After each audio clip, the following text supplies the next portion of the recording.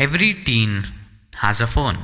And unless you're one of those kids whose parents buy you an iPhone or worse off, a Samsung Galaxy A22, your only options are keypads.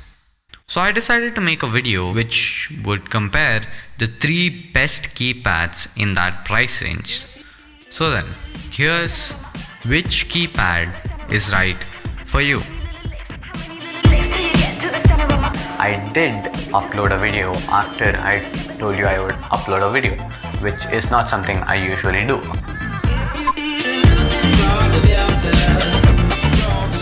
So we're gonna start off with my first phone, which is the Nokia 108 keypad. This is a very small yet handy phone which I had for about an year, and the reason I left this phone was because of terrible call quality. And that's the problem with keypad Nokias. The call quality is just bad on the cheaper versions, and this is a cheap version.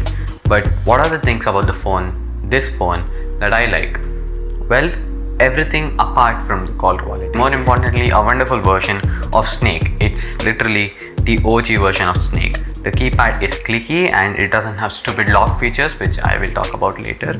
Apart from that, this phone has decent speakers, not very nice, an auxiliary cable if you are one of those weirdos who listens to the radio on their keypad. So if you're a teenager who doesn't really need a phone mostly for calling people, this is a wonderful choice because it's colorful, it's small, it fits into anyone's pocket, and it can do a lot easily. But the only problem it has is that you can't call people and expect them to listen to what you're saying. Hello.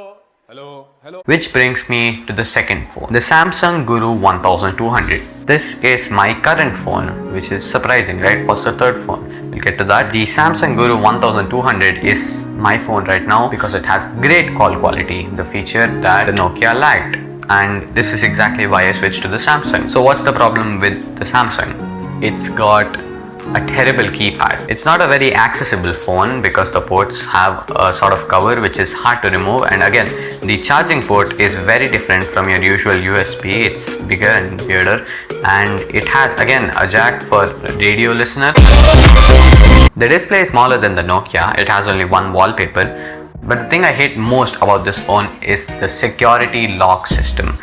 I don't know why it even exists. You can just look at the hint, which is just long press the asterisk key, and you do that for like 2 seconds and you've unlocked the phone.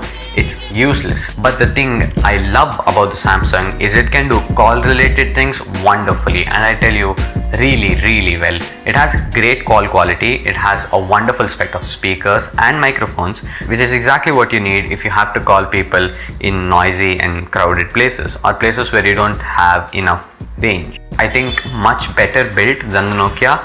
I have to go back to my statement I made in a video I think a year ago where I said the Nokia was built like a brick. It's also built like a brick. It was built like a brick until I met the Samsung, which is built like an even harder brick. It doesn't have any games because it's a Samsung phone, so they can't copy Nokia's idea of getting Snake on a phone, and that means there's only one row of apps. That's 9 apps, and it's utterly useless if you're into gaming or into wasting your time playing Snake. If you're the person who needs a phone mostly for calling people, the Samsung is the best keypad I can recommend. And if you're not into calling people and more about everything else including Snake, the Nokia, the 108 Nokia is the best phone for that user. Now, what's the third phone? And I think I got one. The third phone is the more expensive one, and that's because it has a buttload of features. It can do everything perfectly and better than both the phones, which explains why it's more expensive than the prices of both those phones combined. This is the Nokia 3310 second gen, and it is a marvelous phone. It has a camera, which I didn't think keypads could have. It has a big display, and it has an amazing keypad. Apart from that, it has Snake, which is a 3D version. Not a 3D version, it's like upgrading to an RTX 3090 on a keypad. It is just wonderful playing Snake on this phone, and even after you played Snake, the battery is just consistent all the time. It doesn't lose a lot of charge. It doesn't have fast charging, which is a problem, but again, it's a keypad. It functions just like an actual phone. You can use this for calls, for messaging, for Snake, for camera, for everything, and it has a great set of wallpapers, which I really like. Now, my only problem with this phone is that it's really expensive. That's why I never got my hands on to using this phone. And that's why I've rented it from my grandma for a month. But the Nokia is a sort of hybrid between the phones of now and the keypads of before, in a very weird section, and I'm not sure which user would want this.